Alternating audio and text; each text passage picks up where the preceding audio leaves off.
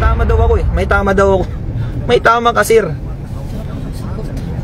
Kahit pa papanood to ni Bongbong Marcos ha, si Sir Bongbong Marcos, Sir President, pakinggan mo tong sasabihin ko, sir. Isa akong pulis ng Pilipinas, pero hindi ako sang-ayon sa ginagawa mo, sir. Di ba? Hindi ako sang-ayon sa'yo. Kahit ano pang sabihin mo, sir, hindi ako susunod sa'yo. Kasi hindi mo naman ako pulis eh. Bakit pulis mo ba ako? Pinapasahuran mo ba ako, sir? Hindi. Ang totoong may-ari sa profesyon ko, ang totoong nagpapasahod sa akin ay mga Pilipino, hindi ikaw. Presidente ka lang ng Pilipinas, pati nga ikaw, pinapasahuran namin eh. Sumasahod ka dahil sa pera ng Pilipino. Kaya isa ka rin, katulad ka rin namin nasa serbisyo publiko. Pare-pareho tayo, sir. Hindi ka commander-in-chief lang dyan. Ikaw ay isang public servant. Di ba? Public servant ka. Dapat magtrabaho ka rin. Tayo nagpulis para hindi tayo maging kakampi ng mga tiwaling opisyal. Tayo dapat nasa gitna lang tayo, mga kasama. Nasa gitna lang tayo. Hindi pwedeng dahil presidente natin siya na yung susunundan natin. Hindi pwedeng dahil presidente natin siya na yung susundin natin sa lahat ng bagay. Hindi po pwede yun. Partisan ang tawag doon. Hindi porke presidente ka, susundin kita. Ano ka? Sino ka ba? Para sundin ko. Tama ka ba? Ang tanong, nasa tama ka ba? Para sundin kita. Di ba? Sabi ko nga ulit sa inyo, kahit presidente ka pa ng Pilipinas, kung mali yung utos mo sa akin, hindi kita susundin. Sino ka ba para sundin ko? Di ba? Porque official ka ng isang organisasyon, may karapatan ka ng mangupal-ngupal dyan ng mas mababa sa'yo. Alam mo yung tinatawag na self-respect or anong tawag dun? Dignity. Alam mo yung dignity ng isang empleyado, dapat hindi mo inaapakan yun. Hindi porke mas mababa sa'yo, aapak-apakan mo na lang yung dignidad niya. Hindi po pwede yan. Kahit ikaw pa yung presidente ng Pilipinas, kahit ikaw pa yung pinakamayamang tao sa buong mundo, hindi mo pwedeng apak-apakan yung dignidad ko bilang tao. Tandaan mo yan. Kahit sino ka pa, diba? Kahit sino ka pang tao kang yan, kung inapak-apakan mo yung dignidad ko, magkamatayan na tayo. Huwag na kayong matakot dyan. Mag-comment lang kayo ng kung naiisip nyo yung naiisip ko. Pag sinabi ni Chief PNP na ganito, pag nagsasyabu ka, hindi ibig sabihin masamang tao ka na. Pwedeng pampawala ng pagod at puyat lang yan. Yan ang sabi niya. Anong unang papasok sa isip mo bilang taong nakarinig sa sinabi niya? Alam niyo yung ibig kong sabihin dun eh. Alam niyo yung ibig sabihin dun eh. Natatakot lang kayong mag-comment kasi baka ma-screenshot nila. 'Di ba? Yun, natatakot kasi kayo mag-comment. Natakot kayong mag-comment. Ako rin natatakot magsabi. Joke lang. Okay, ang unang papasok kasi sa isip mo kapag ganun, 'di ba? Alam nyo na yun. Okay, wag na nating sabihin. Wag nyo nang i-comment. Wag ko na lang din sabihin para wala tayong linalabag na batas. Kapag sinabi ni Chief PNP na pag nagsasyabu ka, hindi ka masamang tao. Hindi ibig sabihin masamang tao ka. Pwedeng pampawala lang ng antok at pagod yan. Meron tayong naiisip. Pare-pareho tayo ng iniisip ngayon. Meron tayong iniisip ngayon na pare-pareho tayo ng iniisip na ibig sabihin na hindi niya sinabi. Merong isang bagay niyang sinabi or merong ibig sabihin yung sinabi niya pero hindi niya literal na sinabi. Alam niyo na yun. At alam ko na rin yun. Okay? Huwag na lang nating sabihin para hindi tayo makasuhan ng libel. Okay? Sa isip na lang lahat. Okay? Sa isip na lang lahat tayo. Okay? Okay, nag-agree tayo doon sa isip natin. Okay, ganun ba yon? Tama ba yung sinabi niyang yun? Tama ba yung nasa isip natin? Siyempre mali.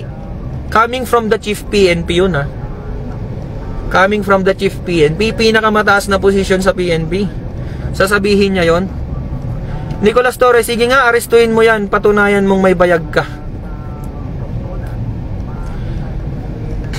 Ito, ano to eh? Ano tawag dito? May basher tayo dito, sabi niya, oh. Sige nga, arestuin mo nga yan, patunayan mong may bayag ka. Paano ko aarestuin si Sir Torre? Wala naman siyang warrant of arrest, eh. Diba? Bigyan mo ako, ikaw, Rom Rueda. Bigyan mo ako ng warrant of arrest ni Sir Torre, ako ang aaresto sa kanya. Yan yung hamon ko sa'yo. Sige. Pag nabigyan mo ako ng warrant of arrest, kahit sino pang tao yan, arestuin ko yan. Basta merong warrant of arrest, ha? Valid warrant of arrest, ha? Pirmado ng judge yan, ng isang korte dapat. Hindi yung gawa-gawa lang sa rekto, ha? Dapat pirmado yan ng isang judge, ng isang korte, para matawag nating warrant of arrest. Ikaw, Rom Rueda, kala mo naman kung marunong ka talaga. Hindi ko pwedeng arestuin si Sir Torre kasi nga wala naman siyang warrant of arrest. Naintindihan mo ba? Nakikinig ka ba? Or bangag ka? Bangag ka siguro kasi hindi mo maintindihan yung sinasabi ko. Kanina pa ako nagsasabi dito, eh. Di ba?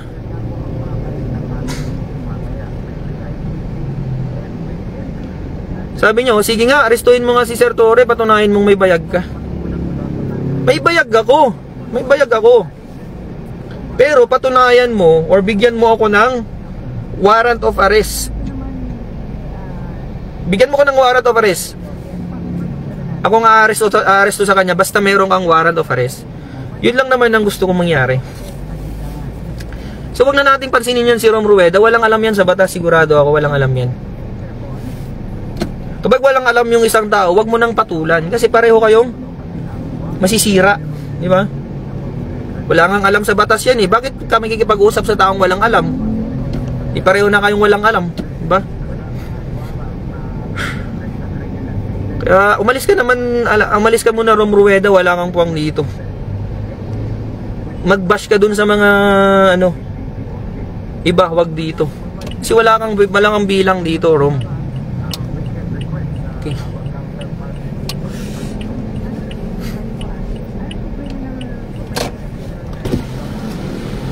Ikaw pa.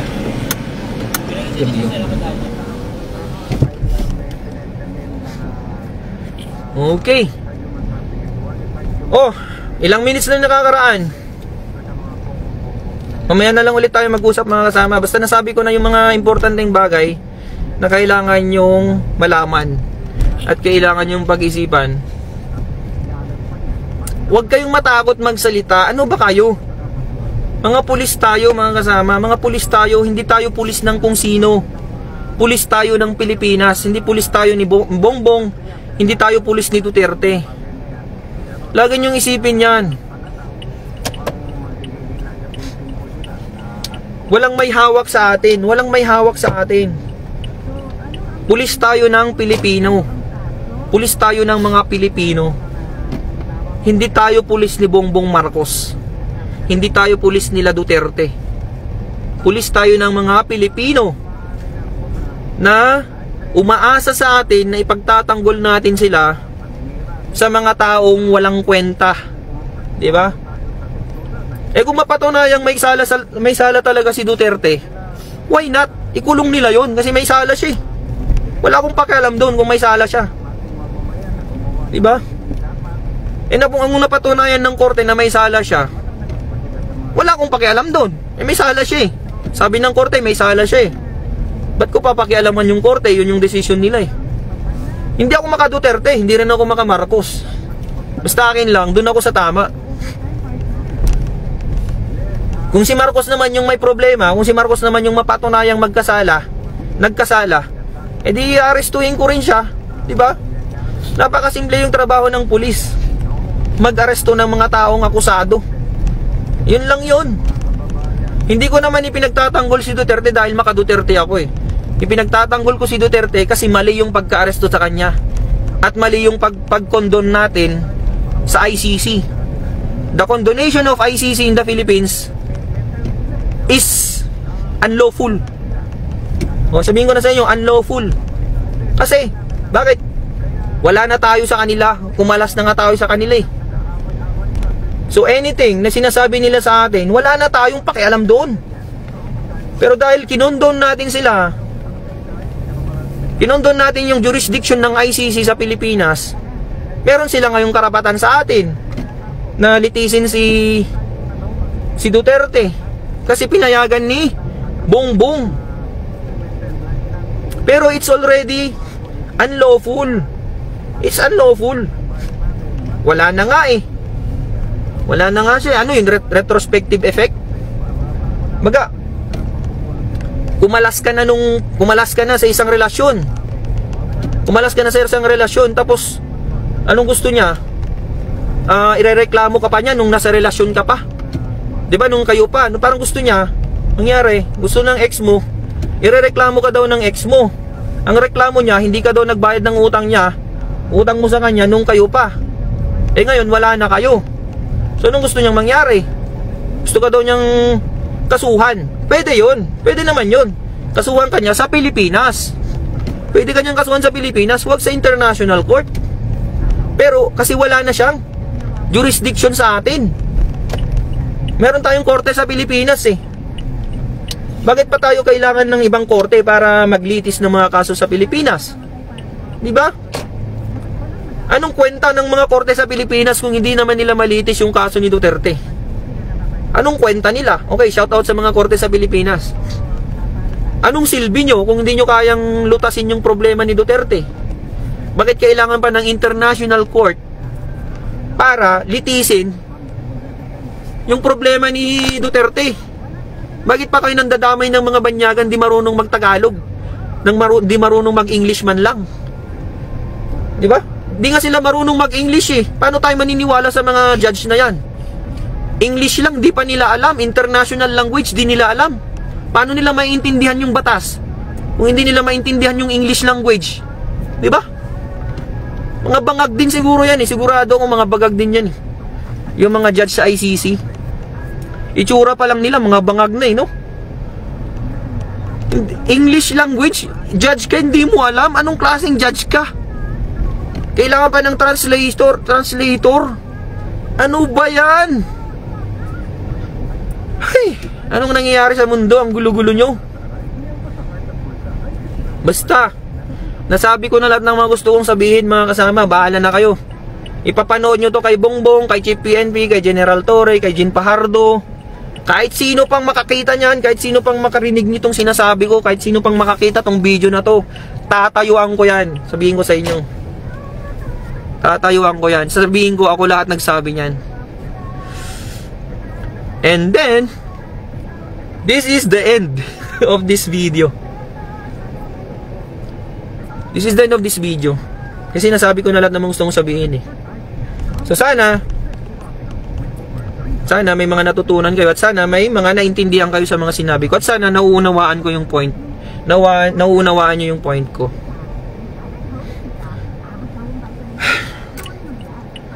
Okay, ito lang yung masasabi ko na sana sundin natin yung tama, sundin natin yung lawful, sundin natin yung tama. Kahit sa anong bagay yan, kahit sa anong bagay sa Pilipinas, sa simpleng bagay, kahit simpleng bagay lang sa pamilya, sa trabaho, sa kahit anong bagay, basta sundin lang natin yung tama. Kung ano yung tama, dun lang tayo. At wag nating ibebenta yung mga prinsipyo natin, kasi yun na lang yung pinanghahawakan natin bilang tao. Kaya kahit anong sabihin natin, hindi nila pinapakinggan, hindi nila pinapakialaman, kasi lowest mammal nga tayo. Pero di nila alam na yung lowest mammal na yan, wala ding pakialam sa kanila. Diba? That's the irony. That's the irony of the organization.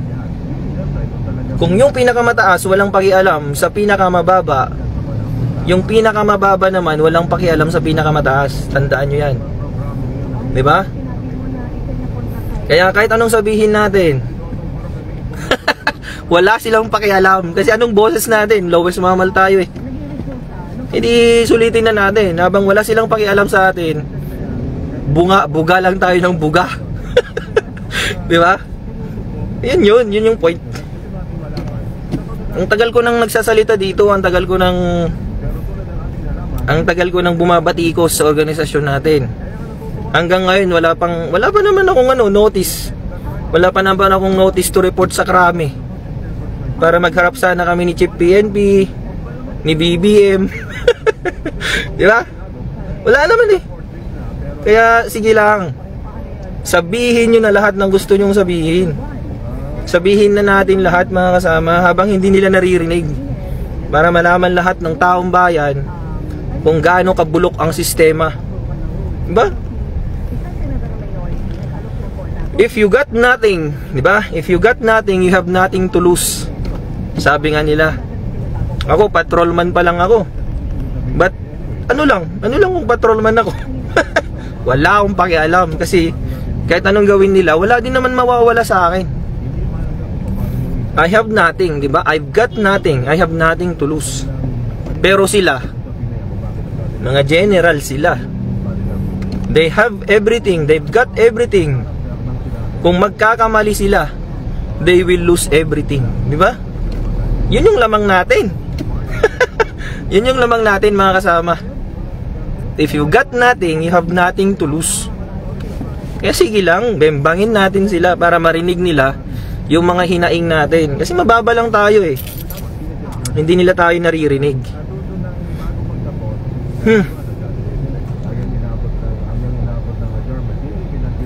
Ito, isa rin tong traffic na to eh. Problema ng Pilipinas yan. Nung panahon ni PRRD, walang traffic, di ba? Alam niyo yan, ng 2019, 2020, 2021. Alam niyo kung bakit walang traffic noon? Siyempre, may pandemic noon. Di ba? May pandemic kasi noon eh. Siyempre, walang traffic. Doon magaling si PRRD. Pinagkaroon niya ng pandemic sa Pilipinas. Alam niyo, plinano niya talaga yun eh. Para tumahimik ang Pilipinas, magkaroon ng reset. Kaya timing din talaga na nagkaroon ng pandemic nung panahon ni Duterte. Tumahimik kasi nawala ang traffic. Nawala ang daming nawala nun. Diba? Nawala yung mga kriminal. Nung panahon ni Duterte, ang daming nawala. Nawala ang mga kriminal. Nawala ang traffic. Nawala ang trapo. Nawala ang mga korap. Diba? Eh ngayon, panahon ni PBBM, ang daming bumalik. Yung mga nawala nung panahon ni PRRD, bumalik naman sa panahon ni PBBM. Adi mabba, inyamet ten nga pa nagbiyahe na paw. Ani mabba. Sa ano kasi yun, sa Tugigaraw, ani mabba. Ano ba yan? Parang ganon. Ano ba yan? Ay.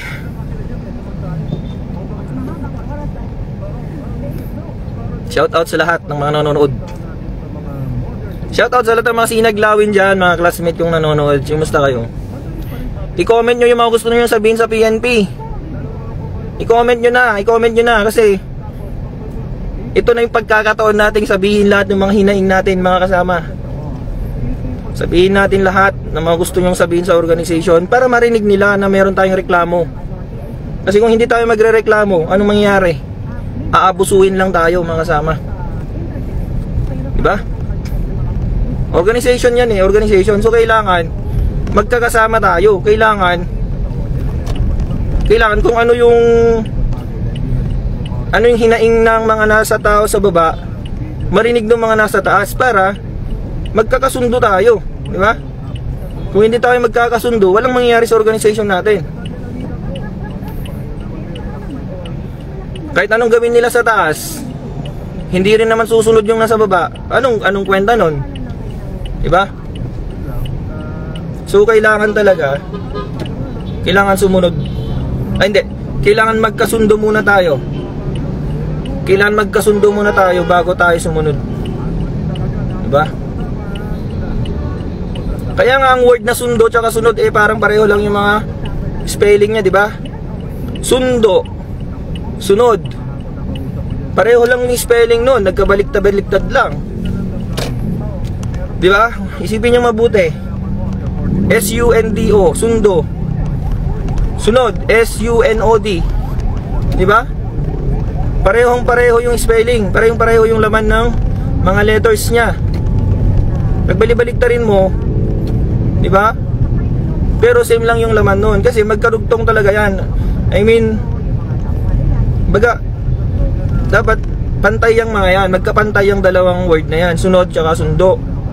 Diba? Paano ka susunod? Paano ka susunod sa taas kung hindi kayo magkakasundo? Diba? Isipin niyong mabuti mga kasama. Paano ka susunod sa boss mo kung hindi kayo magkasundo? Yung gusto niya, ayaw mo. Yung gusto mo, ayaw niya. Paano tayo magkakasundo yan? Paano tayo susunod sa kanila kung yung gusto nila hindi tayo sang-ayon sa kanila? Diba? That's the point. Paano tayo aasenso bilang organisasyon? O, sa organisasyon na lang muna tayo. Wag muna tayong lumayo. Paano tayo aasenso sa organisasyon kung tayo mismo hindi nagkakasundo?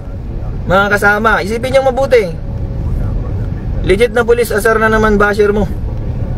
Hayaan mo sila. Wala akong pakialam sa mga basher na yan kasi hindi nila alam. Hindi nila alam ang pinagdadaanan naming mga pulis ngayon, mga kasama. Hindi nila alam. Mga basher lang yan, wala silang bilang. Kung gusto nilang malaman yung pinagdadaanan naming mga pulis ngayon, uniform personnel, try nilang pumasok sa PNP, try nilang pumasok sa AFP. Basta pumasok sila, malalaman nyo kung ano yung nararamdaman namin ngayon. Diba? Watak-watak na kami ngayon mga kasama. Totoo yan. Watak-watak na kami. Hindi na kami organisasyon. Hay. Kumbaga sa pamilya, kumbaga sa isang pamilya, yung tatay namin hindi na namin kasundo. Diba? Yung tatay namin, yung leader ng pamilya na yan, hindi namin kasundo. Ayaw namin sa kanya. Hindi ko naman sinasabi lahat, pero yung mga anak niya ayaw na sumunod. Ayaw na sumunod sa kanya. Pero kailangan naming sumunod kasi hindi niya kami papakainin kung hindi kami susunod sa tatay namin. Di ba? That's the analogy. Kung anong nangyayari sa organisasyon namin, ganyan na ganyan mga kasama. Parang isang pamilya na hindi nagkakasundo. Sabi nung nanay, ganito ganyan. Sabi nung tatay, ganito ganyan. Ganito gawin nyo mga anak, ganito. Sabi nung mga anak, ayoko yan tayo, ayoko ng ganyan. Yung mga iba, lumayas na sa bahay nila. Pumunta na sa kabilang bahay, di ba? Kasi ayaw na yung nangyayari sa bahay nila. Ayaw na yung nangyayari, ayaw na yung nakikita niya. Ayaw na niya, hindi na niya masikmura yung nakikita niya sa bahay. Diba? Ganon ang nangyayari nga mga kasama. Ganon ang nangyayari. So, ewan ko kung anong mangyayari sa Pilipinas. Bahala na. Magkanya-kanya na lang tayo. Kapag nagkagulo ang Pilipinas, bahala na. Magkanya-kanyang mag-alsabalutan na lang tayong lahat. Diba? Ako, pulis ako, pero aaminin ko, hindi ako agree sa nangyayari ngayon. Hindi ako agree sa administrasyon eh. Hindi ko naman sinasabing rebelde ako, pero hindi lang ako sumasang-ayon sa nangyayari. Ayoko yung nangyayari, ayoko nang nagkakagulo. Kaya nga tinawag kaming mga police officer bilang peacemaker, di ba? We are the peacemaker of this country. At ayaw namin na nagkakagulo kayo. At nagkakagulo tayong lahat, di ba? Pero ang dami kasing nanggugulo eh. Di ba? Kung sino pa dapat yung nagpapatino sa ating lahat, siya pa yung nanggugulo. Di ba? Siya pa yung nanggugulo, siya pa yung nagpapasimuno ng gulo sa Pilipinas. Ay, iyon ko talaga. My heart is ano, ewan ko. My heart is running like a horse. Awit sa'yo. Sa lahat ng mga nanonood dyan na MIU, mga men in uniform, naintindihan nila ako, mga kasama. Naintindihan nila ako kasi pare-pareho kaming nasa organization eh. May mga hinaing kasi kami na hindi namin pwedeng sabihin public. Kasi alam niyo kung bakit? Kakasuhan nila kami. Anong kakaso nila sa amin? Neglect of duty. Anima ba? Ano yan? Neglect of duty na yan. Mag-share ka lang, mag-comment ka lang, mag-like ka lang. Ano yun? Neglect of duty na yan? Bakit? Duty ba ng pulis na hindi mag-like? Or duty ba ng pulis na umayon sa mga pinopost online? Duty ba ng pulis na hindi umayon sa mga pinopost online? Di ba? Hindi duty ng pulis yan, mga kasama. Hindi duty ng pulis na mag-monitor ng mga post online. Hindi namin duty yan. Ang duty namin is to enforce the law.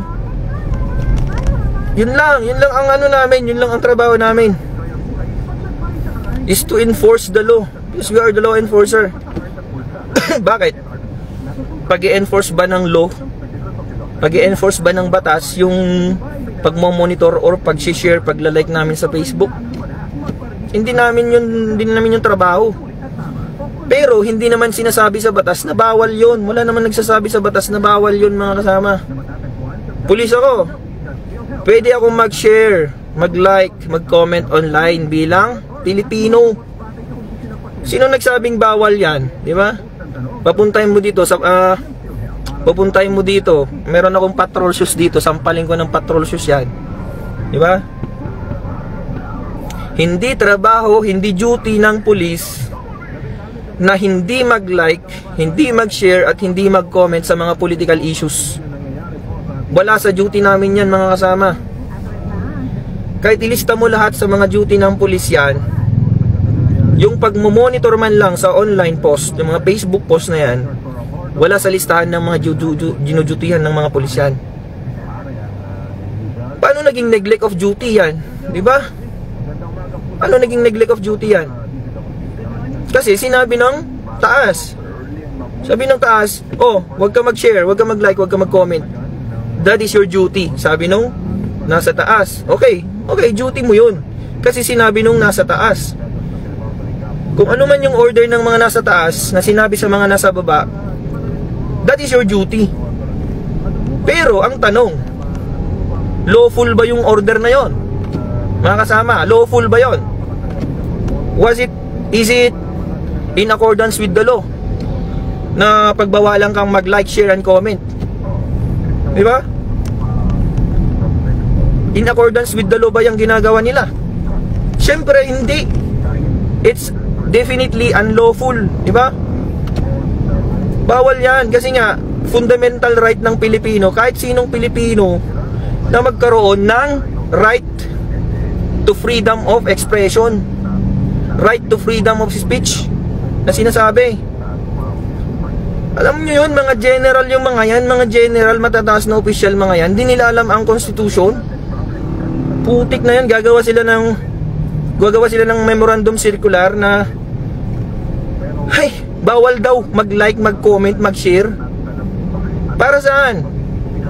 Para hindi natin suportahan si Duterte. Putik. Ay, anong gusto nila? Sila lang ang bida, sila lang yung gustong masuportahan ng mga pulis, ng mga sundalo. Di ba? Yun yung gusto kasi nilang mangyari. Ayaw nilang suportahan natin yung Duterte. Kahit ang gusto nating suportahan yung mga Duterte, gusto nila yung mga Marcos ang gusto nilang suportahan natin. Paano mo susuportahan yung taong ayaw mo? Di ba? Alangan naman nakokontrolin nila yung utak natin. Alangan naman nakokontrolin nila yung isip natin, mga kasama. Hay, alam nyo yan, ang tawag dyan is grave coercion. May kaso yan, yung sinasabi nila na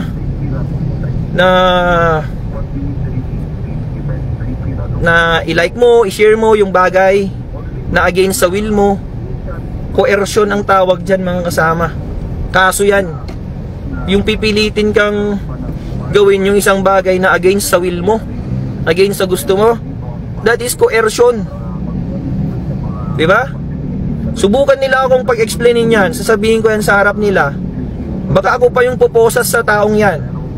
O papalike niya yung isang bagay, ipapashare niya yung isang bagay na ayaw ko.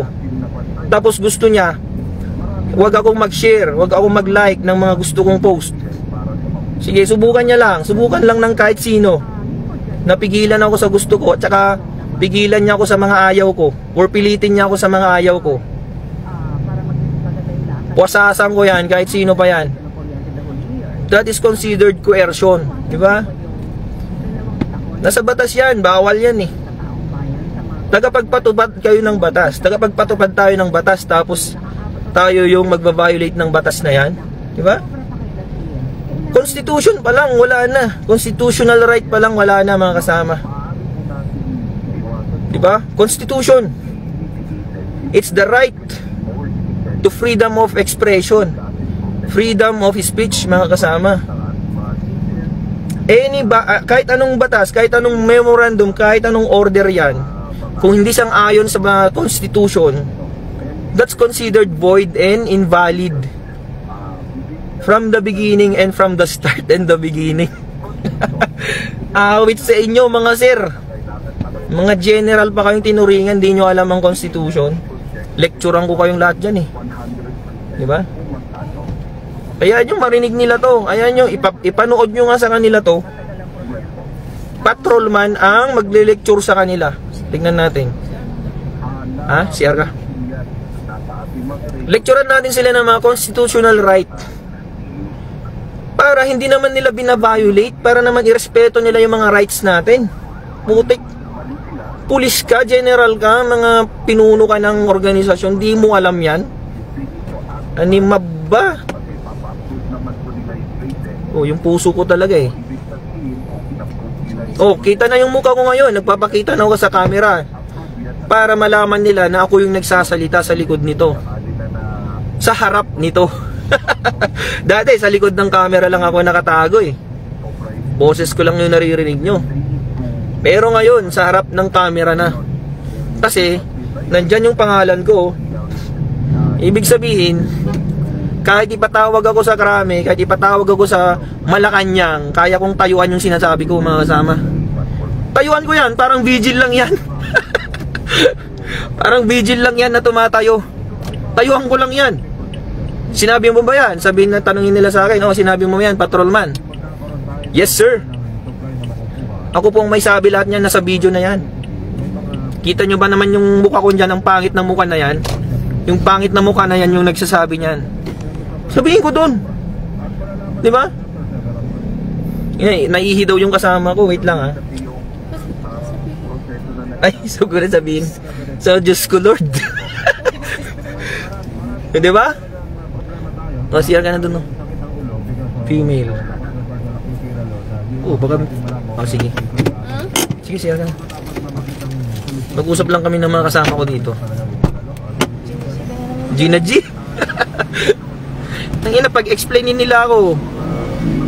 Hanggang ngayon, wala pa naman akong na-receive ng order to explain. Ilang araw na akong ganito. Ilang araw na akong nagsasabi ng mga hinanakit ko sa organisasyon. Yung mga pagsuporta ko kay Duterte. Ay. Wait lang, tabi ko lang mga kasama kasi medyo nakaka-obstruct tayo ng traffic.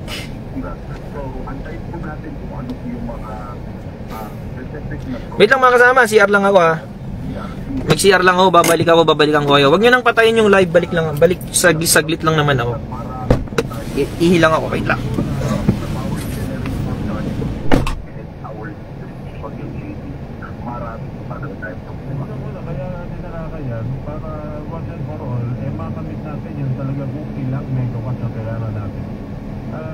Kailangan dagdagan ng planta, pero ilang taon na ang dami ng controversy na nangyayari, pero yung ina-expect natin na sapat na supply kung ilang thousand megawatts yan, hindi nangyayari.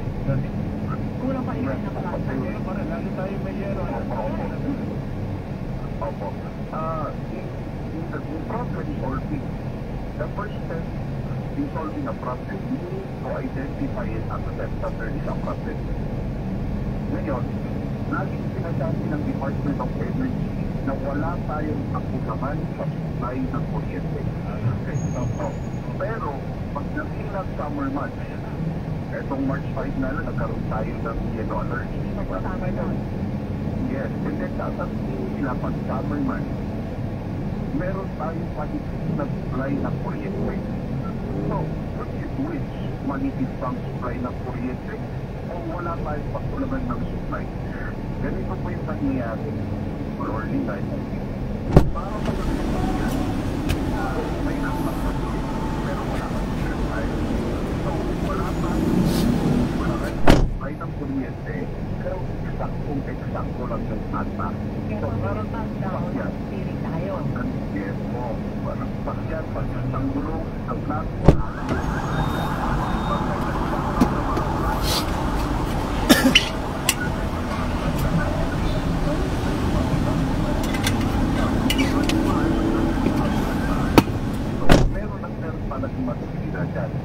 Another problem that we're having kaya Uy, I'm back. Atapang na pulis, may pinanindigan sa bayan. Diba?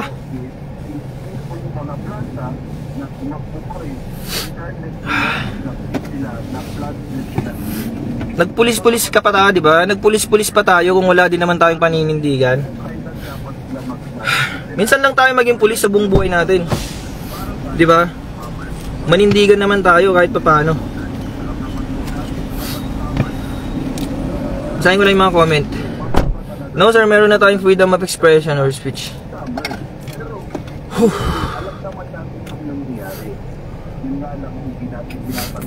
Okay. Dami. Gigil ka na naman. Oo naman, gigil na gigil ako. Ang daming problema sa bansa natin, mga kasama.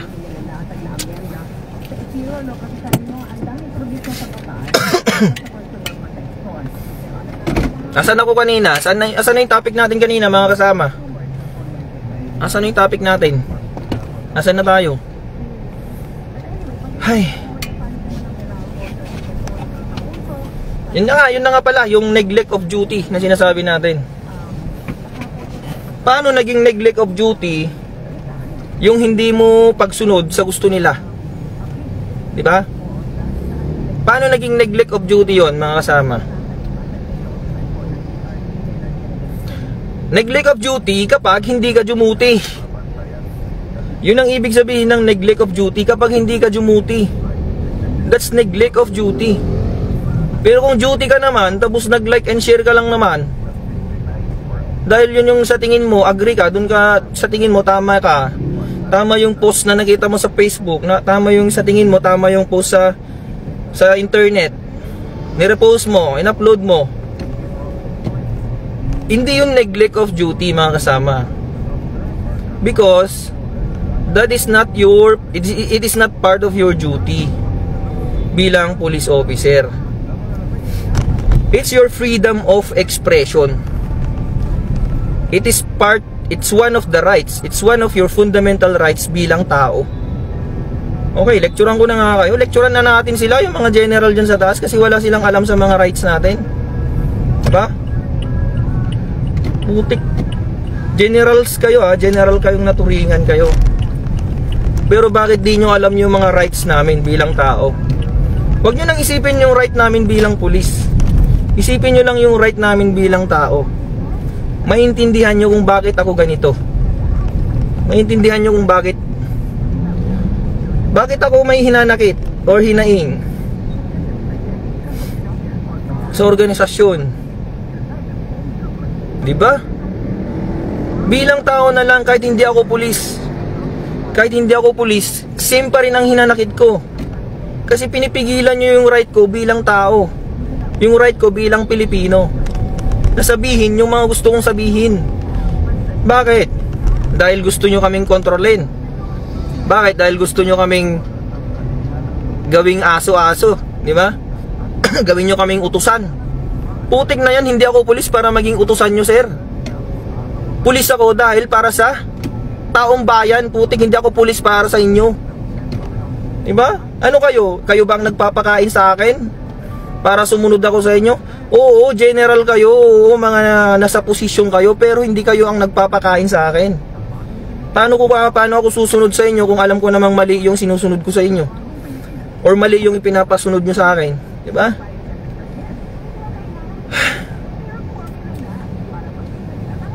Hindi kayo yung nagpapakain sa akin, hindi kayo yung nagpapasweldo sa akin, mga sir. This is addressed to the, okay, to all the generals. Sige, sabihin natin sa lahat ng mga general ng PNP sa organization natin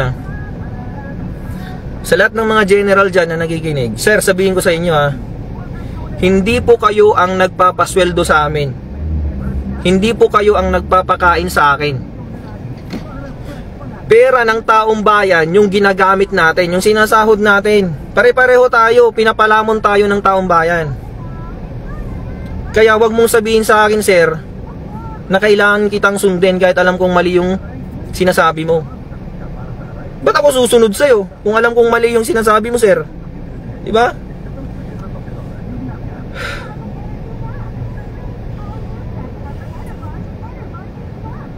Ba't ako susunod sa'yo? Di mo ata alam, sir, pareho tayong pulis. Di ba? Kahit general ka, kahit patrolman ako, pareho tayong pulis. Walang kwenta yung ranggo mo, sir, sa ranggo ko. Pagdating sa prinsipyo. Di ba? General ka lang, nauna ka lang eh. Di ba? Nauna ka lang kasing pumasok sa PNP, kaya general ka na ngayon. Antayin mo ako, tignan natin. Antayin mo ako ng ilang taon. Magiging general din ako. Diba? Nauna ka lang sa serbisyo kaya ganyan ka. Pero pangako ko sa iyo, sir, pangako ko sa inyo, sa lahat ng mga general dyan na may mga star, never akong mag-uutos sa mga patrolman, sa mga korporal ng mga hindi sang-ayon sa batas na utos. Para saan? Para sa pera? Para saan? Para sa power? Never kong gagawin yan, mga sir. Ay, kasi may prinsipyo tayong ipinaglalaban. Yung prinsipyo nyo, nirerespeto ko yan, mga sir. Prinsipyo nyo yan eh. Wala akong pakialam dyan, wala akong problema dyan. Sana respetuhin nyo rin yung prinsipyo ko, na hindi sumunod kapag alam kong unlawful order.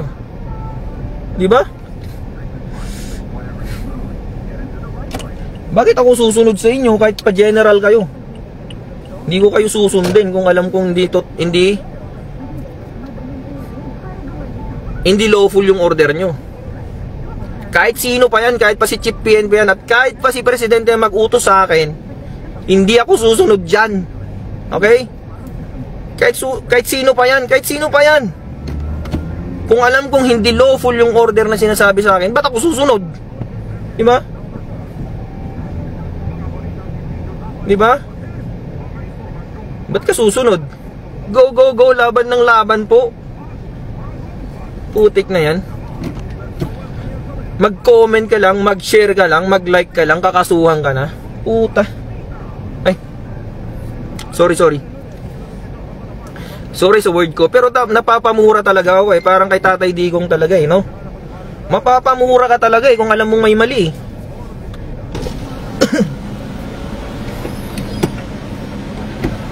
Okay, meron tayong balance eh. Go. Ay! medyo ano yung dibdib ko kabado. Parang ang dami kong gustong sabihin mga kasama. Ang dami kong gustong sabihin. Kaso kahit nagsabi ako dito, hindi naman nila naririnig. Hindi naman nila ako napapakinggan. So paano yan? Siguro i-record nyo na lang tong live ko. Isampal nyo sa mukha nila tong video ko. Para naman maramdaman nila yung pinaglalaban natin. Utik, order to explain kayo dyan. That order to explain mga sir, ulitin ko sa inyo ha. The order to explain, that is not a lawful order. Diba? Order to explain kayo dyan, hindi nyo alam eh. Unlawful yung order na yan mga sir. Paano ako susunod dyan? Sige, hamunin ko kayo, orderan nyo ako ngayon. Order to explain, Patrolman Fontillas. Why are you posting support to Rodrigo Duterte? Sabihin nyo yan, ilagay nyo sa order nyo yan. Order to explain. Never kong gagawin yan. Never kong i-explain yung sarili ko. Bakit? Hindi gawan nyo ulit ako ng order. Why not complying with the order to explain? Gawan nyo ulit ako ng order. Oh, sige. Ginawan nyo ako ng order to explain. Hindi ko ginawa. Gawan nyo ulit ako ng order to explain why I didn't explain in the first order. Sige, orderan nyo ako ng pinakamaraming order na alam nyo. Kapag hindi na naman ako sumagot sa pangalawang order to explain na yan, orderan nyo ulit ako ng pangatlong order. Order to explain why you didn't explain on the next order to explain on the first order. So tatlong order na yan mga kasama. Hindi ko sinunod lahat. Ba't ako susunod dyan? Diba? Hindi nga lawful yung order na yan eh. It's against the law. What law is the basis? What basis? What law? Ang ginawa kong basis dyan. Bakit sinabi kong unlawful? Because the memorandum circular na sinabi nila, na naging basis nila ng order to explain na yan, is definitely unlawful. Diba? Hindi yan lawful. The memorandum circular na sinabi na bawal tayo like, comment, and share sa mga posts about kay Duterte, that memorandum itself is not lawful. It's unlawful. So bakit? Bakit ako susunod sa memorandum na yan kung alam kong hindi lawful yan? Di ba? Hinga muna tayo ng malalim. Mahirap, baka maatake tayo dito eh. Okay, nasa skyway kasi tayo. Di ba? Bakit ka magko-comply sa isang memorandum na alam mong hindi lawful? Putik. Kahit saan tayo mag-usap-usap mga sir, sa mga general dyan na nakikinig sa akin. Kahit saan tayo mag-usap-usap, kasuhan nyo na ako. Kasuhan nyo na ako ng kung ano-anong kaso dyan. Sagutin ko kayo sa korte mga sir. Kahit ako na mismo ang abogado sa sarili ko. Prosecute me. Prosecute me if you can. But I'm assuring you mga sir, I can defend myself. Okay, nagsasabi na ako ng salita. Patapos na yan ha. Salitang patapos yan mga kasama. Patapos yan. Sinabi ko na patapos, I can defend myself. Kahit walang abogado.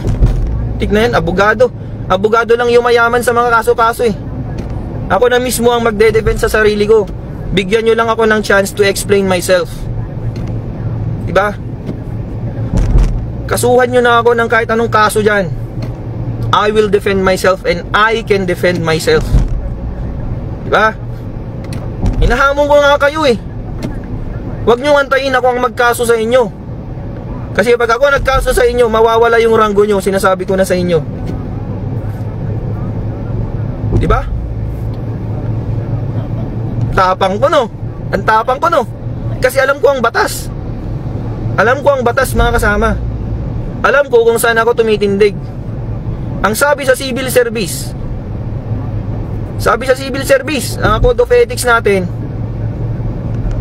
always be professional. Ha? Always be professional. Pero tignan mo yung boss mo ngayon. Ikaw, patrolman, kung naririnig ka, patrolman, corporal, kahit sino dyan mga kasama ng mga katulad kong nasa mababang laylayan lang, ang daming mga kupal na opisyal, di ba? Kupal na kapitan, kupal na tinyente, kupal na colonel, di ba? Kupal na general, kupal na major, di ba? Ang daming kupal, hindi ko sasabihin kung sino-sino sila, pero madaming kupal, alam nyo yun. They are not professional. Putik, ano yun? Pupunta ka sa opisina, kukupalin ka, anong gagawin sa'yo? Kahit present ka sa formation, hindi ka lang naka-attend. Hindi ka lang naka-attend sa ay, sorry. Sorry. Sinisipon kasi ako.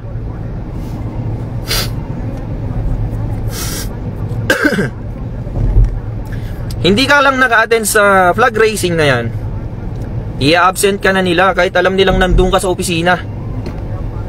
Di ba kakupalan yun? Kasi one time, sabihin ko na sa inyo ha, hindi ko naman papangalanan tong kapitan na to eh. Pumasok ako sa opisina.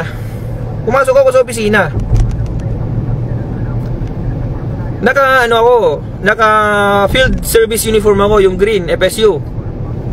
Pero ang dapat na uniform ko yung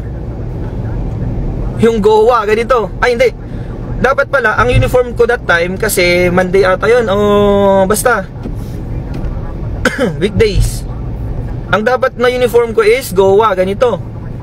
Pero ang uniform ko, field service uniform, yung kulay green. So, ibig sabihin, hindi ako nakapagsuot ng proper attire of the day. Ang sabi nung isang opisyal, isang kapitan na kupal, ang sabi niya, "Uy, bakit ka naka-FSU? Alam mong GOA ngayon." Sabi niya sa akin. Pero in-explain ko sa kanya, "Sir, pinatahi ko kasi yung mga GOA ko, sir, kasi masikip na sa akin kasi tumaba na ako eh." Tumaba na kasi ako, mga kasama. Siyempre puro tayo kain, ganyan. Tumaba na ako, so ibig sabihin masikip na yung mga GOA ko that time. So pina-repair ko lahat sila, yung GOA E, GOA B, yung GOA C, pina-repair ko lahat. So ang natira lang nakasya sa akin yung FSU, yung kulay green, pero yung may sikip pa rin. Pero inuna kong i-repair yung mga GOA ko. Pumunta ako ngayon sa office, naka-FSU imbes na GOA. Pinagalitan ako agad ng kapitan, "Uy, ikaw, patrolman, ba't ka naka-FSU? Dapat naka-GOA ka, di mo ba alam?" Sir, pasensya na, pero sabi ko, naka-FSU ako, sir, kasi yung mga GOA ko, pina-repair ko. Kasi order ni Despo namin na ipa-repair ko, sir, kasi nga masikip na sa akin, hindi na magandang tignan, sir. Mukha na akong Michael Jackson, sabi ko. Alam niyo ang sinabi niya, mga kasama? Ang sabi niya, putik, ano sabi niya? "Hindi ako naniniwala sa'yo." Sabi niya ganyan, "Hindi ako naniniwala sa'yo." Ano pa yung sinabi niya? "Hindi ako naniniwala sa'yo," sabi niya. Ang sabi ko, "Sir, nagsasabi lang ako ng totoo, sir." Basta wag mo kong lolokohin. Hindi mo ko dapat niloloko. Hindi ako naniniwala sa'yo. Sabi niyang ganon. Putik, ano yun? Diba? Kakupalan yun, mga kasama. At least nag-uniform pa rin ako, hindi ako nakasibilyan na pumasok. Diba? Kahit sabihin natin hindi ako naka-GOA, may violation ako doon kasi nga hindi ako naka-GOA that time. Pero naka-FSU pa rin ako, uniform pa rin yun. Kesa naman nakahubad ako na pumasok, kesa naman nakasibilyan akong pumasok, di ba? Kupal lang, animal na giant. Siyempre, sagot ko siya. Sagot ko, "Sir, wag mo akong ginagawang sinungaling dito, ha." Sabi ko, hindi ako sinungaling, sinasabi ko lang yung totoo. Tapos nag-walk out ako, mga kasama. Winock outan ko yung kapitan. Di ba? Ganun tayo eh. Pag tayo napapahiya, mas maganda mag-walk out ka na lang. Pero sabihin mo muna yung point mo bago ka mag-walk out, para malaman niya na meron kang pinaglalaban. So sabi ko, sir, nagsasabi ako ng totoo, wag mo akong gawing sinungaling dito. Sabi ko, walk out, di ba? Nag-walk out ako. At hindi na ako bumalik that time. Alam mo ang ginawa niya, kinabukasan, inabsinan niya ako. Ginawa niya akong absent. Kasi ako, di ba nung sinabi niya sa akin, nung bago siya dumating, nakapirma na ako sa attendance ko. Nakapirma na ako sa attendance sheet for the day. Present na ako kasi nandun na ako, nakapirma na ako, physically present na ako that time. Nakapirma nga ako eh. Pero dahil kinupal-kupal niya ako, umuwi ako, nagpalit ako sa Goa kung pwede sanang iparush ko yung Goa ko that time para lang matapos. Para wala siyang sasabihin, wala na siyang, para hindi na siya umiyak, di ba? Umuwi ako agad. Pumunta ako sa repair shop, pero hindi pa tapos that time. Kasi kakabigay ko lang yung yung Goa ko dun sa repair shop eh. So hindi possible na mangyayari yun, na ma-repair agad. So hindi na ako bumalik. Hindi ako bumalik sa opisina. Kasi baka papagalitan na naman niya ako pag makita niya akong naka-FSU, di ba? So hindi na lang ako nagpakita sa opisina. So ibig sabihin, hindi na ako nagpakita sa kanya that time. Pero nakapirma ako sa attendance sheet. Pero nandun lang naman ako sa opisina, nandun lang ako sa kampo. Paikot-ikot doon, kung saan naman pupunta. Physically present ako that time sa kampo. Alam mo ginawa niya mga kasama? Kinabukasan, pumasok ulit ako, nakagowa na ako that time. Nakagowa na ako, tapos na yung repair eh. Pero pagkatingin ko, meron akong order to explain. Tangina, order to explain? Ano yung in-order to explainan ko? Yun, absent daw ako kahapon. Meron akong pirma. Tinanong ko kung bakit. Ang sabi ng mga nandun, nullified by that captain. Yung kapitan na nag-caution sa akin, siya yung nambura dun sa pirma ko para i-nullify siya, para maging nullified. So ibig sabihin, inabsinan niya ako that time kahit nandun ako. Physically present, ginawa niya akong absent. Dun na naman, nagalit ako. Kinasinabihan ko siya, asan yung kupal na kapitan dito? Pumasok ako sa opisina. Sinabi ko, asan yung kupal na kapitan? Lumabas siya ngayon. Lumabas siya ngayon mga kasama. Lumabas siya ngayon sa kwarto niya. Alam mo sabi niya? Oh, ano sabi niya? Di ko na maalala yung mga sinabi niya, pero ako talagang galit na ako that time. Pagkatapos niya kong kumalin ng araw na yun, nung kinahapunan na yun, kinupal na naman niya ako ng umagang-umaga. Kinupal na naman niya ako. Ginawa niya ako ng order to explain. Dahil absent daw ako that time. Nandun naman ako, nakapirma nga ako eh. Alam niyo, sobrang kupal.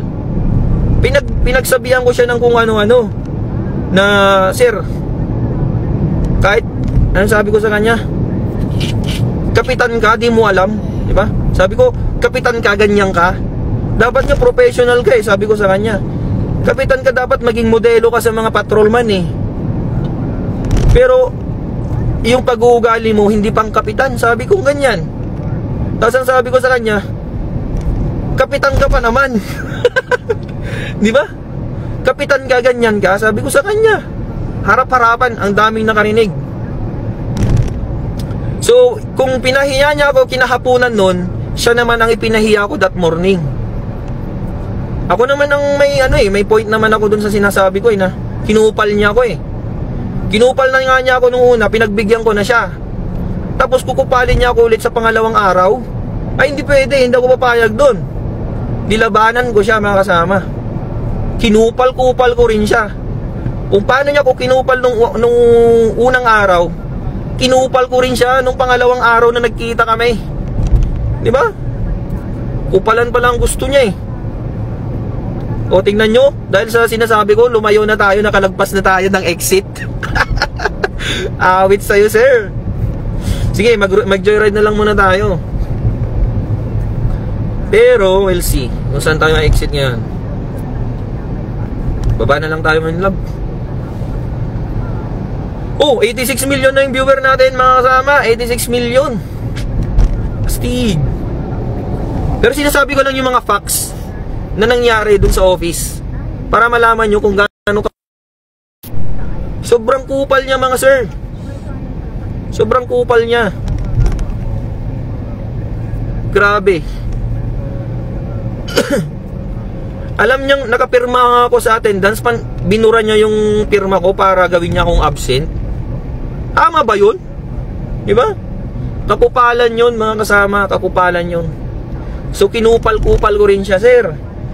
Di mo ba alam yung 7143 ba yun? Pag-check nga lang. Pag-check nga yung RA na sinabi ko.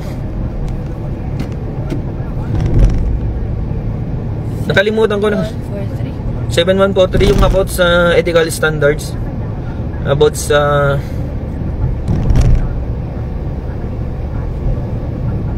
sa civil service.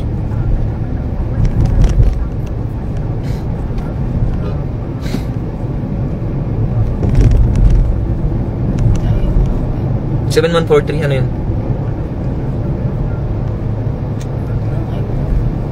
Bagal naman.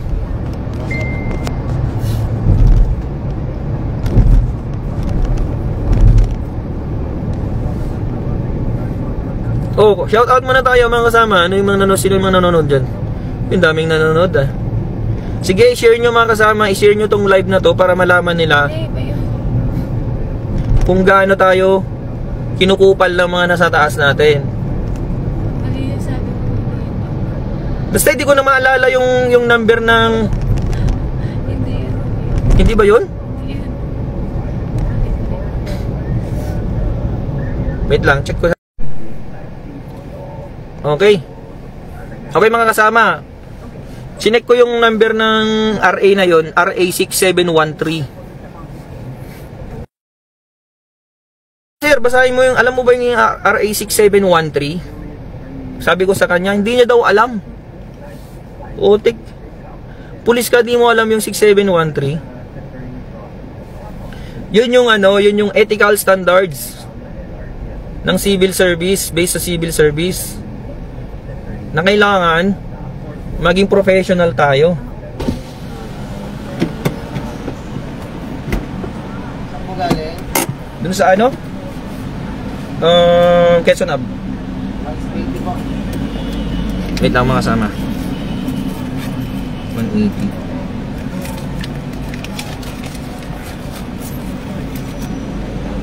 Wait.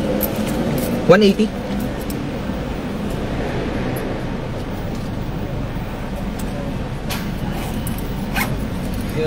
Thank you.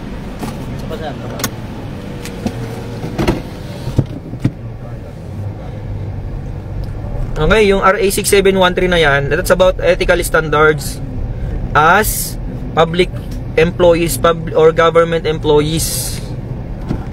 Diba? Di niya alam. Kapitan siya, di niya alam yun.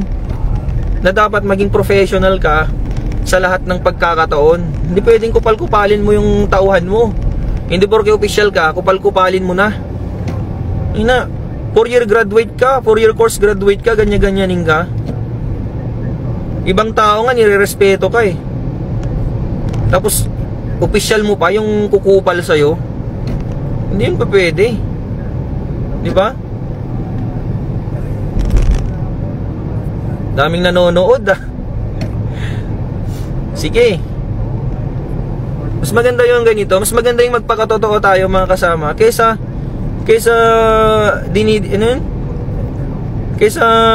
kinikimkim mo yung gusto mong sabihin. Kasi walang mangyayari sa'yo. Ano yun? Panghabang buhay ka na lang takot. Diba? Minsan ka na nga lang mabuhay sa mundo, takot ka pa. So mamamatay ka na lang na takot. Putik. Ano yun? Minsan ka na lang mabuhay, mabubuhay ka pa na takot.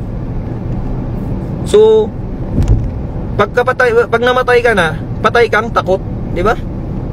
Anong kwenta mong tao ka kung takot kang magsabi ng nararamdaman mo, ng hinanaing mo, di ba? Nagpulis-pulis ka pa. Ako, nagpulis-pulis pa ako kung hindi ko naman kayang sabihin yung nararamdaman ko. Ibang tao nga, ulitin ko na naman. Ibang tao nga, ipagtatanggol namin. Bakit yung sarili namin hindi ba namin kayang panindigan? Di ba? Kailangan manindigan naman tayo. Kahit ngayon lang. Hindi po pwede yung ganun-ganun na lang na kung ano yung inutos sa taas, susunod ka na agad. Ano yun? Aso? Aso ba kami, sir? Aso ba kami para maging sunod-sunuran sa inyo? Di ba? May mga single ba dito? Hoy, may unclean, tumayos ka dyan. Maraming mga pulis na nanonood dyan. Naku, baka ligawan ka ng mga yan, marupok ka pa man din. Hay. Diba? Tama ka dyan. Wait. Saan na tayo nagpupunta? Ang layo na natin. Alam nyo, nalampasan ko kasi yung exit kanina. Hindi ko na napansin. Kasi nakafocus tayo sa pagdadrive. Hindi ko napansin yung mapa. Pero hayaan nyo na, mas maganda na yung umikot tayo kaysa maging pasaway tayo dyan. Diba?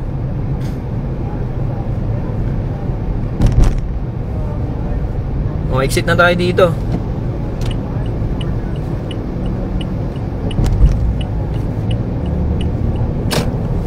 Okay, exit. Pero malayo na tayo. Another 30 minutes. Another 30 minutes. Okay lang mga kasama, okay lang umikot tayo kaysa bumalik tayo sa mali. Di ba? Okay lang na mapalayo tayo basta tama tayo, basta nasa tama tayo mga kasama. Wag lang tayong pumunta sa mali. Alam mo nang mali, pupuntahan mo pa. Okay, dito lang tayo sa tama. Di ba? May point, di ba? O, kung magka-counter ako diyan, ka-counterin ko tong expressway. Di ba? Madidisgrasya ako. E di mas magandang umikot na lang ako kasi wala akong makakasalubong. Ibig sabihin, nasa tama tayo pag ganun. Ganun yun mga kasama, ganyan din sa totoong buhay. Doon lang tayo sa tama. Diba? Wala namang mali sa tama eh, kaya nga tinawag na tama eh, kasi yan yung tama. Huwag kang matakot, huwag kang matakot magsalita, kasi nga yan yung tama eh. Paano maging mali ang tama eh, tama na nga yan. Diba? Ay, kaba-kaba may heart. Nanginginig yung heart ko kasi ang dami kong gustong sabihin talaga. Diba? Dami kong gustong sabihin. Iniikot na tayo dito. Pass through.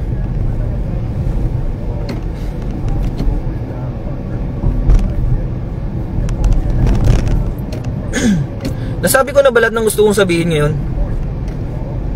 Diba? Doon, kinupal-kupal ko siya. Balik tayo doon. Kasi kinupal-kupal ko yung official na yun eh. Pinaramdam ko rin sa kanya kung paano niya ako pinahiya nung araw na yon. Pinahiya ko rin siya. Diba? Para maramdaman niya kung paano siya kupalin ng isang patrolman. Patrolman kukupal ng isang kapitan. Diba? Imagine that. Nagawa ko yun dahil nga nasa tama ako eh. Alam kong nasa tama ako eh. Ba't ka matatakot? Kasuhan niya akong kaya niya akong kasuhan. Sa civil service kami mag-usap. Diba? Tama ba yung ginawa niyang pangungupal sa akin? Bawal yun. Bawal yun sa ethical standards natin. Hindi porke official ka ng isang organisasyon, may karapatan ka ng mangupal-ngupal dyan ng mas mababa sa'yo. Alam mo yung tinatawag na self-respect or anong tawag dun? Dignity. Alam mo yung dignity ng isang empleyado, dapat hindi mo inaapakan yun. Hindi porke mas mababa sa'yo, aapak-apakan mo na lang yung dignidad niya. Hindi po pwede yan kahit ikaw pa yung presidente ng Pilipinas, kahit ikaw pa yung pinakamayamang tao sa buong mundo. Hindi mo pwedeng apak-apakan yung dignidad ko bilang tao, tandaan mo yan. Kahit sino ka pa. Diba? Kahit sino ka pang tao kang yan, kung inapak-apakan mo yung dignidad ko, magkamatayan na tayo. Diba? Ikaw kayo yung ganya-ganyanin ko, ikaw kayo yung kupal-kupalin ko kung anong mararamdaman mo. Diba? Try mo din kayang maging biktima ng kakupalan. Tingnan natin, baka iyak ka na lang dyan sa gilid. Di mo kasi alam. Di nyo kasi alam kasi nasa mataas kayong posisyon. Di nyo alam yung nararamdaman ng isang mababang tao lang. Na kapag kinupal-kupal mo, walang magagawa kundi tatahimik lang. Di ba? Kasi alam niya sa sarili niya na walang laban sa'yo. Kasi mataas ka eh. Pero wag mo akong ginaganyan. Kahit gaano ka pa kataas, wala akong pakialam sa ranggo mo. Diba? Wala akong pakialam sa ranggo mo. Kahit ano ka pa, kahit general ka pa, kahit ikaw pa ang hepe ng PNP, kahit ikaw pa yung pinakamataas sa buong mundo, sabi ko na nga ba, kapag kinupal-kupal mo ako at ay napakan mo yung dignidad ko, magkamatayan na tayo. Diba? Yun yung prinsipyo na pinaglalaban ko, mga kasama. Yan yung tinatawag na prinsipyo. Hindi yan mabibili ng pera kahit anong magkano mang pera yan. Tandaan nyo lagi na yung prinsipyo lang yung kaya mong ipaglaban sa buong buhay mo. Kahit wala ka ng pera, kahit wala ka ng kung ano-ano man yan, kahit anong meron ka na winala ng mga tao, prinsipyo lang yung matitira sa'yo. Tandaan nyo yan. Dignidad lang matitira sa'yo. At wag na wag mong ibebenta yan kasi yan lang yung natitira sa'yo. Diba? Nagigets nyo ba ako?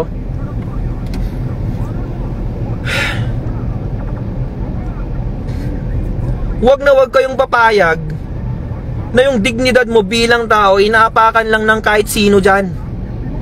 Putik, tao ka, may dignidad ka, may prinsipyo ka. Hindi pwedeng apak-apakan ka ng kahit sino.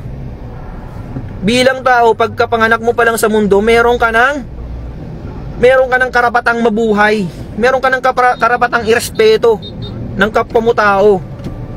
At hindi yun mawawala. At hindi pwedeng bilhin ng kahit magkano yun. At hindi pwedeng mapapalitan ng kahit magkano yun, mga kasama. Lagi nyong tatandaan yan. Lagi nyong tatandaan yan. Yun na lang yung nagpapatibay sa'yo bilang tao. Yung prinsipyo mo eh. Kung wala ka ng prinsipyo sa mundo, kung wala kang prinsipyo sa buhay, anong tawag sa'yo? Di ba? Kung wala kang prinsipyo sa buhay mo, anong tawag sa'yo? Isa kang robot. Di ba? Kung wala kang prinsipyo, isa kang robot, isa kang utusan, isa kang aso. Kasi yung aso, walang prinsipyo yung aso eh. Kung saan may pagkain, dun siya. Di ba? Ganun ang aso. Kung alukin mo ng pagkain yung aso, dun siya pupunta kahit hindi niya amo. Kung saan yung pagkain, dun siya pupunta. Ganun ang taong walang prinsipyo, mga kasama. Kung saan may pagkain, dun siya. Putik na yan. Anong klaseng tao ka kung ganun? Eh di para ka na ring aso. Di ba? Gets nyo yung point ko? Alam nyo, hindi lang naman PNP ang pwedeng magpakain sa akin eh. Ang dami bang pwedeng paraan yan para kumain ako sa isang araw. Sa buong araw, sa buong buhay ko. Hindi lang PNP. Ano yun? Dahil dito ang may pagkain, kahit dahil dito lang ang may pagkain? Ganun ba yun? Sa PNP lang bang may pera? Putik. Ang daming pwedeng pagkakitaan dyan kung pera lang ang dahilan kung bakit tayo nagpulis. Diba? Nagpulis tayo hindi dahil lang sa pera. Tandaan nyo yan. Nung nag-a-apply tayo ng pulis, ang dami nating pinagdaanan, ang dami nating pagsubok para lang makapasok. Diba? Tapos ngayon na may pagsubok sa atin, ibebenta nyo yung prinsipyo nyo. Ibebenta nyo yung prinsipyo nyo para lang sa sahod. Magkano ba sinasahod natin? Sa aming mga patrolman, 29,000 lang, mga kasama. 29,000 lang. Anin mo yung 29,000 kung ang kapalit nun. Anong kapalit nun? Prinsipyo mo. Ipagpapalit mo yung prinsipyo mo sa kakarampot na 29,000. Puta. Diba? Mas marami pa yung sahod ko nung nasa call center ako. Mas malaki pa yung sahod nung nasa call center ako kaysa yung nasa pulis na ako. Pero dahil may prinsipyo akong pinaglalaban, nagpulis pa rin ako. Kasi gusto ko nasa tama lahat, nasa ayos lahat. Gusto ko nasa ayos lahat ng mga bagay sa Pilipinas. Diba? Kaya tayo nagpulis eh, kasi gusto natin maayos. Pero ngayon, dahil hindi na maayos yung mga bagay-bagay, Hindi na po pwede. Alangan naman na magpupulis ka pa kung hindi na maayos. Anong kwenta mong pulis ka dyan kung hindi mo na maayos yung problema sa bansa? Diba? Alangan naman na magbulag-bulagan ka na lang dyan para lang sa 29,000? Anong kwenta mong pulis, diba? Anong kwenta mong pulis ka? Ako, wala akong pakialam kung tanggalan nila ako ng trabaho. Wala akong pakialam kung kasuhan nila ako. Wala akong pakialam. Ang pakialam ko lang is dapat nasa tama lahat. Nasa tama lang lahat dapat. Hindi pwedeng kung ano-ano na lang sasabihin sa atin, susunod-sunuran na lang tayo. Diba? Pulis ako, hindi mo pwede akong utusan. Patrolman lang ako, pero hindi mo ko pwedeng utusan ng mali. Kahit sino ka pa. Kahit ikaw pang presidente, sabihin ko na nga sa'yo, kahit si Bongbong Marcos pang mag-utos sa akin ng mali, hindi ako susunod sa kanya kahit tanggalin niya akong pulis. Diba? Ba't ako susunod sa kanya? Sino ba siya? Siya ba ang boss ko? Hindi ko siya boss. Ang boss ko yung nagpapasahod sa akin. Sino bang nagpapasahod sa akin? Mga Pilipino. Diba? Mga Pilipino ang nagpapasahod sa akin. Ba't ako susunod sa presidente? Ano ba siya? Presidente lang siya. Diba? Ako, pulis ako. Pwede ko siyang arestuhin pagka wala siya sa serbisyo, pagka wala siya sa pwesto niya. Diba? Kung walang pulis sa Pilipinas, sino na lang mag-aaresto sa mga tiwaling opisyal na yan? Kaya tayo nagpulis para hindi tayo maging kakampi ng mga tiwaling opisyal. Tayo dapat nasa gitna lang tayo, mga kasama. Nasa gitna lang tayo. Hindi pwedeng dahil presidente natin siya na yung susunundan natin. Hindi pwedeng dahil presidente natin siya na yung susundin natin sa lahat ng bagay. Hindi po pwede yun. Partisan ang tawag doon. Hindi porke presidente ka, susundin kita. Ano ka? Sino ka ba para sundin ko? Tama ka ba? Ang tanong, nasa tama ka ba para sundin kita? Diba? Sabi ko nga ulit sa inyo, kahit presidente ka pa ng Pilipinas, kung mali yung utos mo sa akin, hindi kita susundin. Sino ka ba para sundin ko? Diba? O, may tama daw ako eh. May tama ka, sir. Kahit pa papanood to ni Bongbong Marcos, si Sir Bongbong Marcos. Sir, President, pakinggan mo tong sasabihin ko, sir. Isa akong pulis ng Pilipinas, pero hindi ako sang-ayon sa ginagawa mo, sir. Diba? Hindi ako sang-ayon sa'yo. Kahit ano pang sabihin mo, sir, hindi ako susunod sa'yo. Kasi hindi mo naman ako pulis eh. Bakit pulis mo ba ako? Pinapasahuran mo ba ako, sir? Hindi. Ang totoong may-ari sa profesyon ko, ang totoong nagpapasahod sa akin ay mga Pilipino, hindi ikaw. Presidente ka lang ng Pilipinas, pati nga ikaw, pinapasahuran namin eh. Sumasahod ka dahil sa pera ng Pilipino. Kaya isa ka rin, katulad ka rin namin nasa serbisyo publiko. Pare-pareho tayo, sir. Hindi ka commander-in-chief lang dyan. Ikaw ay isang public servant. Diba? Public servant ka. Dapat magtrabaho ka rin. Hindi ka boss. Tandaan mo yan, sir, ha. Tandaan mo, sir, President Bongbong Marcos. Tandaan mo to. Isa kang public servant. Pumunta ka dyan sa pwesto mo para magserbisyo, hindi para maging boss namin. Dapat nga ikaw nagtatraffic dyan eh. Dapat nga ikaw yung nasa gitna ng kalsada nagtatraffic dyan eh. Kasi nasa public service tayo. Hindi pwede yung presidente ka, dyan ka, nagiging boss ka dyan. Ano ka? Diba? Dapat leader ang tawag sa'yo. Hindi ka dapat nagiging boss dyan. Sino pa yung mga opisyal ng PNP dyan? Dapat kayo ngayong nasa gitna ng kalsada, dapat kayo yung leader. Hindi kayo boss dyan na parang hari kayo dyan na nakaupo sa napakagandang upuan para mag-utos-utos lang. Dapat leader kayo eh. Dapat kayong nangunguna sa serbisyo. Hindi yung nag-uutos-utos lang kayo dyan. Paano susunod yung mga tao sa inyo? Eh kayo mismo hindi nyo alam yung trabaho. Diba? Oh, Hamunin ko kayong lahat dyan. Sa mga general dyan na nakaupo sa napakagandang upuan, sige, hamunin ko kayo. Alam nyo ba mag-serve ng traffic? Alam nyo ba? Alam nyo ba paano mag-traffic sa gitna ng traffic, sa gitna ng kalsada? Baka di nyo pa alam yan. Sino mauna? Sino yung mauli? Kung walang traffic light, baka di nyo pa alam kung paano magmando ng traffic dyan. Diba? General kayong tinuringan, di nyo pa alam ang warrant of arrest. Putik. Warrant of arrest lang, di mo alam. Alam mo yung warrant of arrest?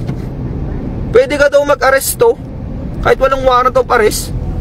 Putik, ano yun? Pwede na lang pala akong magdampot dyan kahit sino. Diba? Di pwede lang pala akong magdampot-dampot dyan kahit sino. Kasi trip ko eh.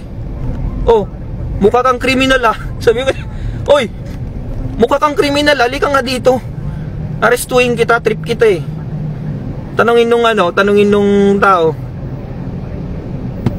ng tao, sir, anong kasalanan ko? May warrant ka ba, sir? Ay, anong warrant? Di ba? Anong warrant? Puntahan mo, ay, sama ka sa akin. Sa presinto mo malalaman yung warrant mo. Kasi gagawin pa lang yung warrant mo. What a funny, di ba? What a funny idea. Di ba? Pwede ba yun? Bawal yun, nasa constitution yun, mga kasama. Bawal na bawal mag-aresto nang walang warrant of arrest. Maliban na lang sa tatlong exemption. Ano yung mga tatlong exemption na yun? Sabihin ko na sa'yo, sir. Ang mga tatlong bagay lang na pwedeng mag-aresto is in flagrante delicto. Ano pa yung isa? Hot pursuit. Tsaka yung escape from prison. Diba? Yun lang yung tatlong bagay na yun para wala kang warrant of arrest. Lahat na ng mga bagay maliban sa tatlong yun dapat meron ng warrant of arrest. Meron din palang isa mga kasama. Meron palang isa na pwede kang mag-aresto ng walang warrant of arrest. Ano yun? Kapag yung sa tingin mo yung suspect, kapag sinerban mo ng warrant, pwede siyang tumakbo, pwede siyang manlaban. Kasi sasabihin mo sa kanya, oy Juan, sir Juan, halika nga dito, may warrant of arrest ka. Pag sinabi mong ganyan, may possibility kasi na manlaban siya. May possibility kasi na tumakbo siya. Nasa rules of court yan eh, 'di ba? May possibility kasi na manlaban siya o tumakas siya. Kaya wag mo na lang munang ipakita yung warrant of arrest niya. Wag mo munang ipapakita sa kanya. Biglain mo na lang siyang huliin. Kung sa tingin mo tatakas siya, biglain mo siya, parang dadamputin mo siya bigla. Pupusasan mo na siya agad. Kasi nga, kapag sinabi mong may warrant siya, may kaso siya, baka tumakbo siya. E di hindi mo na siya mahuli. So, pwede yun. Pwede yung sabihin mo, damputin mo na siya agad. Pero, dapat, pagkadampot mo sa kanya, agad-agad, sabihin mo rin sa kanya at ipakita mo sa kanya yung warrant of arrest niya. At sabihin mo agad sa kanya yung mga rights niya, mga right to cancel, right to counsel, right to remain silent. Diba? Diba? Yun lang yun yung apat na circumstansya para maging warrantless arrest. Pero kung meron namang preliminary investigation yung kaso, kung meron namang preliminary investigation, kailangan ipakita mo yung warrant of arrest. Parang yung nangyari kay Rodrigo Duterte. May nangyaring preliminary investigation, mga kasama. May nangyaring investigasyon. Tapos sasabihin nila, arestuhin kita kahit walang warrant of arrest. Pwede ba yun? Hindi po pwede yun, mga kasama. Kailangan ipakita mo muna yung warrant of arrest bago mo siya arestuhin. Bakit? Si Duterte ba tatakas ba yun kapag sinabihan mong may warrant of arrest siya? Di naman tatakas yun eh, tsaka hindi naman manlalaban yun eh. Prosecutor kaya yun, alam niya yung batas yun. Pero anong ginawa nyo sa kanya? Wala, mali yung ginawa nyo sa kanya. inaresto nyo siya ng walang warrant of arrest at hindi nyo sinunod yung batas ng ICC. Ang sabi sa ICC, pagkatapos nyo maaresto yung isang tao, dapat dalhin nyo siya sa competent judicial authority, mga kasama. Competent judicial authority. Pero anong sabi ng administrasyon? Anong sabi ng administrasyon regarding that? Ang sabi nila, competent authority daw yung, competent judicial authority daw yung DOJ na nandun. Putik na yan. Anong klaseng pag-iisip yan, mga kasama? Paano naging competent judicial authority yung DOJ? Ang DOJ, mga kasama, is considered as quasi-judicial. Quasi-judicial lang siya. Hindi siya fully competent judicial authority. Bakit? Korte ba ang DOJ? Korte ba ang DOJ? Siyempre hindi. Department of Justice is not a court. Ang sinasabi ng ICC, pagkatapos nyo mahuli si Duterte, dapat dalhin nyo sa competent judicial authority. Ano yung competent judicial authority na yan? In short, ang tawag dyan ay korte. Kahit anong korte sa Pilipinas, pwede. Kahit nga sa pinakamababang korte na lang sana eh. Pero anong ginawa? Dinala saan? Villamor Air Base, mga kasama. Bakit? Korte ba yun? Siyempre hindi korte yun. Walang judge dun eh. Sino magsasabi na tama o mali yung pagka-aresto niya kung walang judge? Siyempre kailangan mo ng judge para magsabi sa'yo ng ganito ganyan. Ang sabi ng administrasyon, meron daw DOJ personnel na kasama doon. Siya na daw yung judicial authority. Putik, sabi ko na nga ba eh. Bangag talaga tong mga to eh, no? Walang alam sa batas. Kawawa naman ang Pilipinas kung ganyan. Ako, patrolman lang ako, mga kasama. Hindi ako abogado, pero may alam ako sa batas.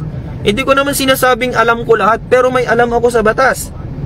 Judicial authority is a court. Villamor Air Base is not a court.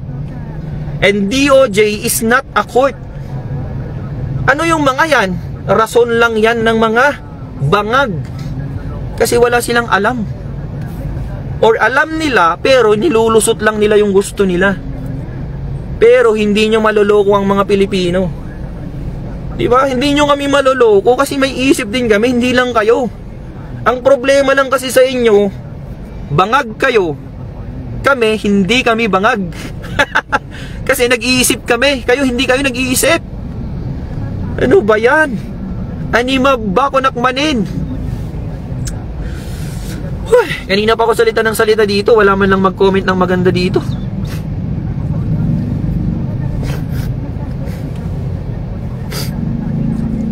Ang pinaglalaban lang natin dito, mga kasama, hindi tayo partisan na, hindi tayo maka Duterte, hindi tayo maka Marcos. Sasabihin ko sa inyo clarification lang. Hindi ako maka Marcos, hindi rin ako maka Duterte. Ang akin lang, ang sinasabi ko lang is mali yung pagka-aresto kay Duterte. 'Di ba? Maling-mali yung pagka-aresto sa kanya. Anong sabi sa batas kapag mali yung pagka-aresto sa kanya? O mga pulis, mga men in uniform dyan, tanungin ko kayo, anong mangyayari kapag mali yung pagka-aresto sa isang suspect? Ang tinatawag natin dyan, invalid arrest or unlawful arrest. Anong mangyayari dyan? Okay, sagot kayo. Anong mangyayari dyan kapag unlawful arrest o yung pagka-aresto ng isang suspect ay invalid or unlawful? Ano yun? Ang mangyayari dyan, mga kasama, kapag unlawful arrest or invalid arrest, it's considered as ano?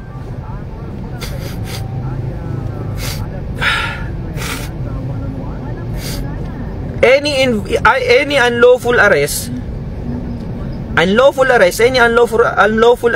is considered to be invalid. Ibig sabihin nun, mga kasama, kapag unlawful yung pagka-arrest mo, hindi sang-ayon sa batas yung pagka-arrest mo, yung pagka-arresto mo na yun, it's considered as invalid. Anong ibig sabihin nun? Oh, inaresto ko si Juan, hindi dumaan sa tamang proseso. Okay, si Juan mapapawalang bilanggo siya, mapapalaya siya. Mapapalaya siya.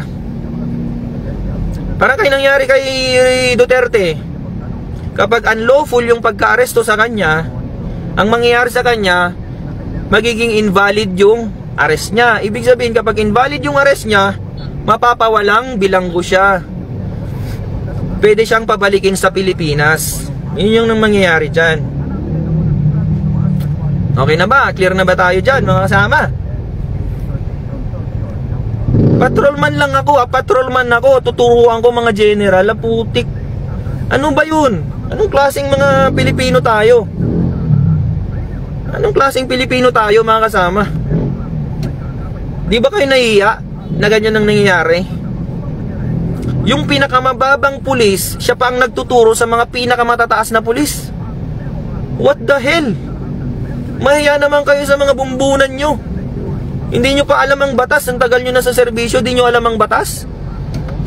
Ano ba yan? Nakakahiya tayo.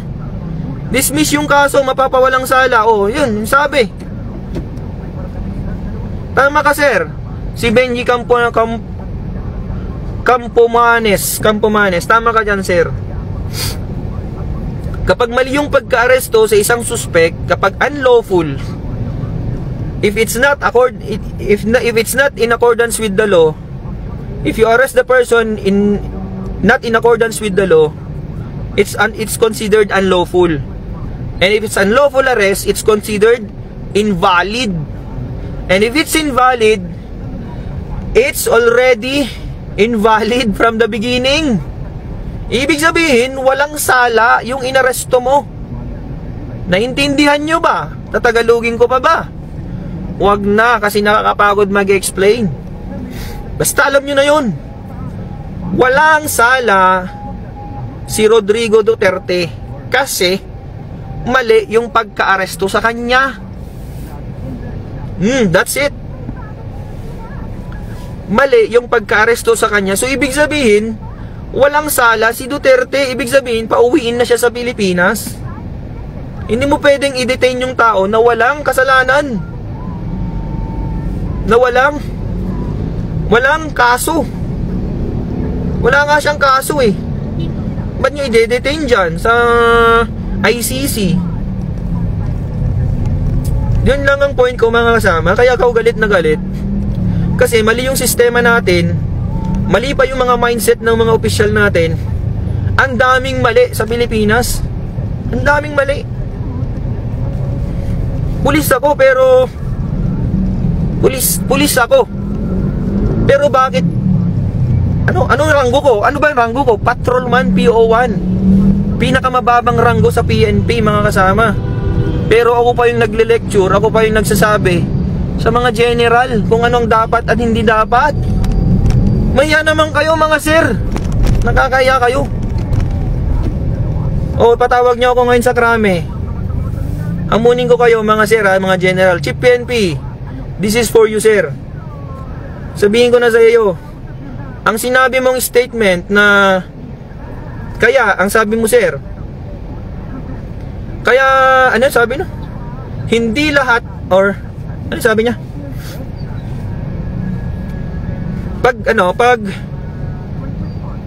Pag nagsasyabu ka daw, ang sabi niya, mayroon siyang statement na ganoon eh. Pag nagsasyabu ka daw, hindi ibig sabihin masamang tao ka na. Pampawala lang daw ng antok at puyat lang yon. Anong klaseng mindset yan, mga kasama? Isipin nyo mabuti. Pag nagsasyabu ka daw, sabi ng hepe ng Chief PNP, ang sabi ng Chief PNP namin, ang sabi niya,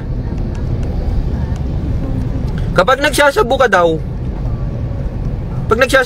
hindi daw ibig sabihin na masamang tao ka na.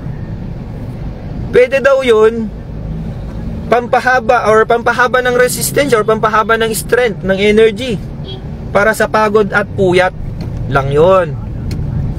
So anong ibig niyang sabihin doon, mga kasama? Anong pwede niyong isipin sa sinabi niya? Magsabi naman kayo ng mga iniisip niyo, hindi lang ako yung nagsasabi. Mamaya, akusahan nyo na naman ako ng kung ano-ano dyan. Okay, mag-isip tayo ng mabuti. Laliman nyo yung pag-iisip nyo mga kasama. Kapag sinabi ni Chief PNP na ganito, pag ikaw nagsashabu, hindi daw ibig sabihin na masamang tao ka. Pwede daw na pampawala ng antok at puyat lang yon. So anong pwede mong iisipin sa sinabi ni Chief PNP? Kung talagang nag-iisip kayo mga kasama, ano yung gusto niyang sabihin doon? O ikaw mismo na makakabasa nun o makakarinig nung sinabi niya, ano yung unang papasok sa isip mo kapag sinabi niyang, kapag nagsashabu ka, hindi ibig sabihin na masamang tao ka na. Pwedeng pampawala lang ng pagod or puyat yon. Yun ang sabi niya eh. Wala naman siyang sinabing iba. Yun lang ang sinabi niya. Pero anong pwede mong isipin bilang mamamayang Pilipino at bilang may isip? Anong pwede mong isipin sa sinabi niya? Hindi man niya may sinasabi kasing implied tsaka explicit tsaka implicit meaning ng isang bagay. Explicit, sabihin ko sa inyo, explicit is yung literal na sinabi niya. Implicit is yung bagay na hindi man niya sinabi pero merong ibig sabihin dun sa sinabi niya. Ano yun? Ano yung ibig niyang sabihin pero hindi niya sinabi? Okay, ganon. Okay. Ano yung ibig sabihin ni Chief PNP pero hindi niya sinabi literally? Sa sinabi niya na pag nagsashabu, hindi ibig sabihin na masamang tao ka na. Pampawala ng pagod or puyat lang yon. Kapag narinig mo yung salita niya na yun, ano yung gusto niyang sabihin pero hindi niya sinabi? Oh, tanungin ko kayo. Ang makakasagot niyan, ano? Anong makakasagot niyan? Ang makakasagot niyan may 5K. Okay. Seryoso ako mga sama. Ang makakasagot sa tanong ko na yan, may 5K. Ang sabi ni Chief PNP, pag nagsashabu ka, hindi ibig sabihin na masamang tao ka na. Pwedeng pampawala ng antok or puyat lang yan. Yan ang sabi niya, literal na sinabi niya yan. Pero meron siyang ibig sabihin na hindi niya sinabi. Ano yun? Yan ang tanong. Kapag nasagot mo yan, meron kang 5K. Sige, hintayin ko yung mga sagot niyo mga kasama. Meron tayong 59 viewers.